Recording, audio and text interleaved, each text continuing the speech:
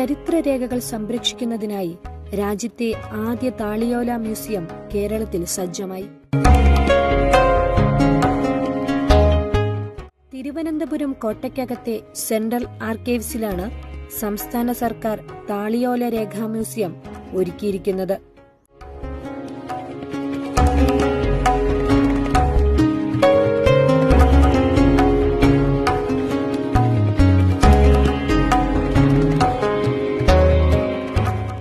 ഏഷ്യയിൽ ഏറ്റവും കൂടുതൽ താളിയോല രേഖകൾ സംരക്ഷിക്കുന്ന സ്ഥലമാണ് സെൻട്രൽ ആർക്കൈവ്സ്.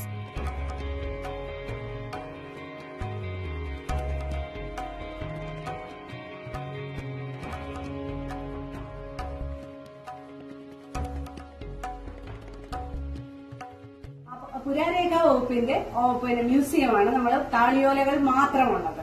അപ്പൊ താളിയോല രേഖാ മ്യൂസിയം എന്ന പേരിൽ ഇതിനകത്ത് 8 തീമാറ്റിക് ഗാലറീസ് ഉണ്ട്.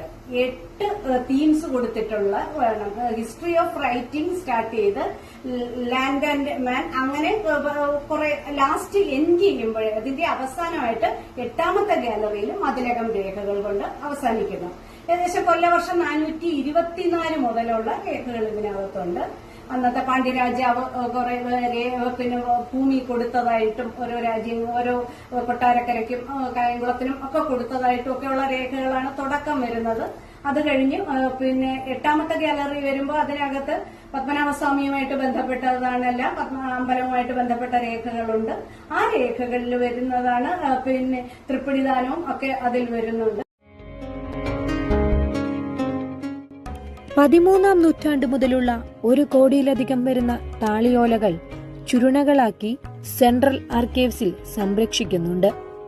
ആലേഖനത്തിന്റെ ചരിത്രം, മണ്ണും മനുഷ്യനും, ഭരണം, യുദ്ധവും സമാധാനവും, വിദ്യാഭ്യാസവും ആരോഗ്യവും, സമ്പദ് വ്യവസ്ഥ, കലയും സംസ്കാരവും, മതിലകം രേഖകൾ എന്നിങ്ങനെ 8 ഗാലറികളിലായി തെരഞ്ഞെടുക്കപ്പെട്ട 160 താളിയോലകൾ മ്യൂസിയത്തിൽ പ്രദർശിപ്പിച്ചിരിക്കുന്നു.